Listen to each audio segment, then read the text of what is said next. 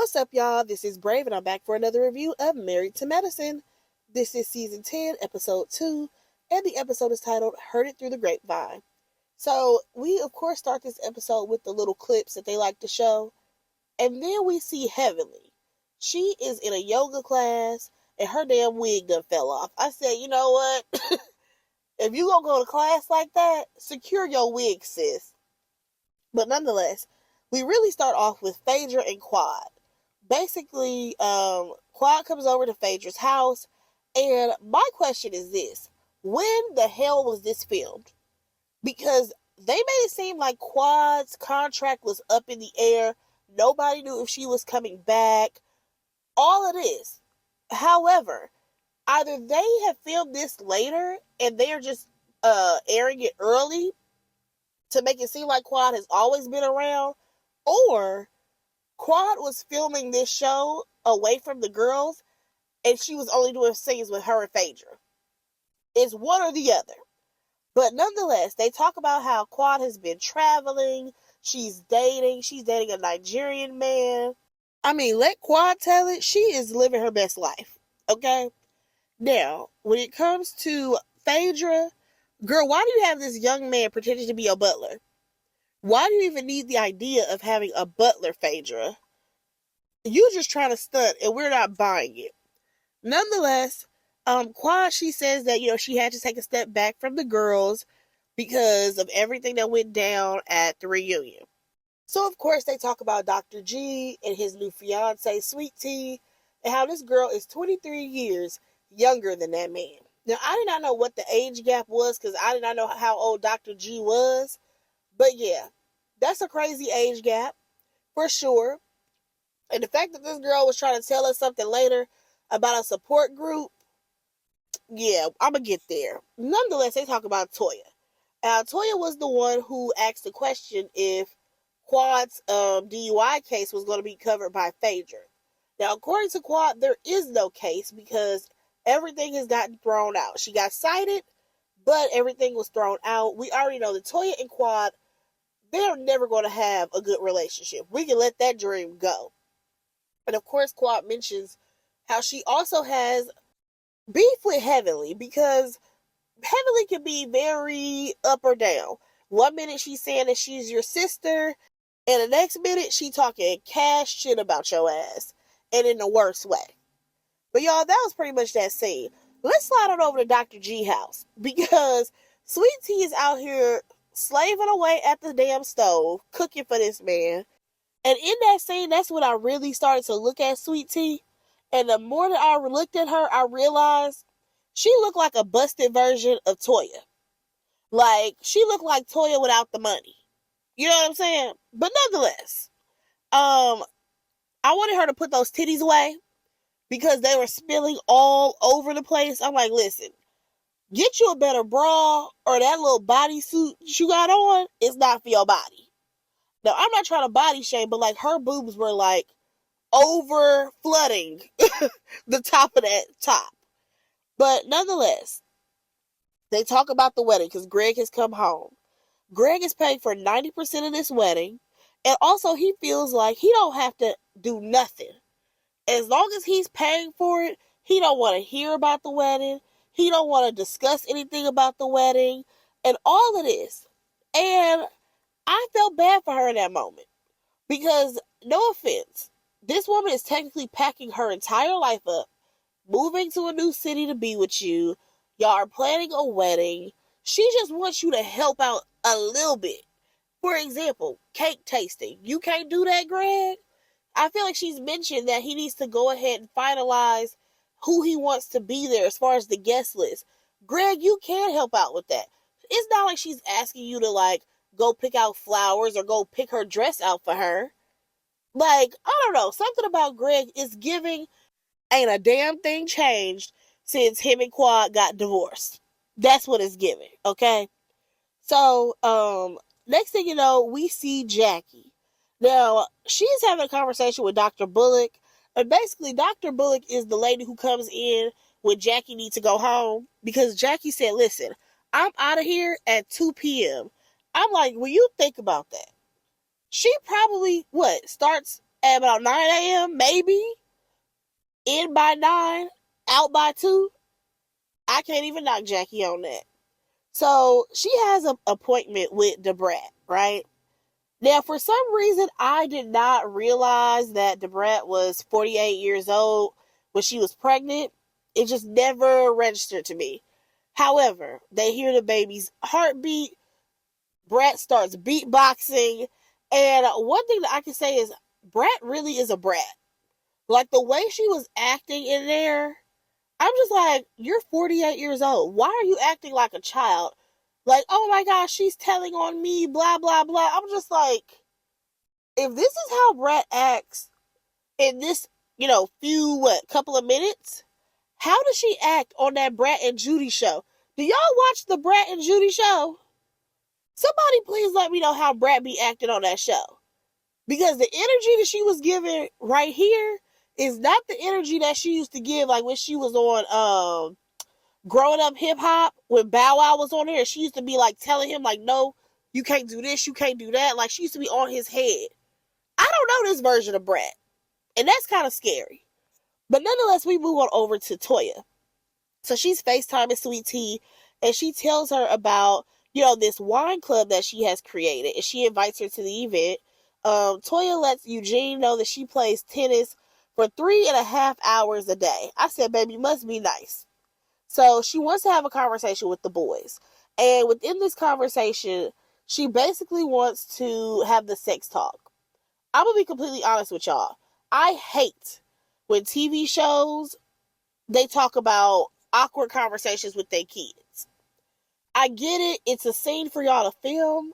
But at the same time, have that off screen. And the reason why is because if your child does have questions, they may not want to ask you questions while they are on camera. You know what I'm saying? Plus, it's weird if they go to school and it's like, you don't know what your kids can possibly get teased for. I'm just saying. With the way social media is set up and the way kids have access to everything, you don't know what your kids could possibly get teased for. So I don't think this needs to be filmed.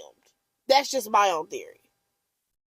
Whether it be the sex talk, whether it be, just anything that pertains to the kids. Keep these kids off reality TV. But nonetheless, Eugene, he's like, okay, fine. We're going to go ahead and have this conversation. So they call the boys in or whatever. And I must say, Eugene did a very great job. He did a very good job explaining things, especially considering he is a doctor. So he has, I feel like, a better perspective of having this conversation because he sees patients who come in with all types of things. He knows what everything is going on with the body versus a young man getting the conversation of don't get no girl pregnant or, oh, I'm going to give you some condoms. That's all I'm going to do for you. Because y'all know how people get these half-ass sex talk conversations. But like I said, I do think that it was great that they did it for their children. I think that it was age appropriate because these kids be wilding out. But I just didn't want it to be on camera. Just because, like I said, if the kids had any type of questions, you don't want it to be awkward. But moving on. So we have this wedding happening in a few weeks, y'all. And Sweet Tea still has not found her wedding dress. So she invites, of all people, Toya and Phaedra to go shopping. I said, first of all, girl, Toya is not your friend. Because Toya was the one who was talking about Quad the whole time at your engagement party. So who you should have maybe invited was Simone. So she's trying on dresses, right? And she tries on one dress and she's like, oh yeah, I really like this. It matches my ring. Here comes Toya. Oh girl, your ring not clear? As in her ring is cloudy. Her ring is faulty. It's like, not you questioning her ring. My God. So then she tries on another dress. Toya's like, oh, that dress, it looks way too mature. Phaedra, she chimes in. Oh, girl, turn around. Because, I need to see what the back is doing. Then she tells Sweet Tea, oh, because you're butt challenged. I'm like, what the fuck is this? Like, I get it. Y'all want to, I don't know if it's hazing her. or if this is y'all trying to give y'all honest opinions. But I'm sorry, Sweet Tea, these were not the girls that you needed to come. Especially once they got to saying, oh, she gonna have to wear a girdle and all of this. Okay, I feel like you can absolutely say those things to people, but it is all in the way you say it. Because Toya didn't have to say, yeah, because you gotta wear a girdle. It could have been, oh, girl, we about to go ahead and get you something to snatch that waist, too. You're going to be looking so good. Like, there's ways to hype your friend up without being so nasty.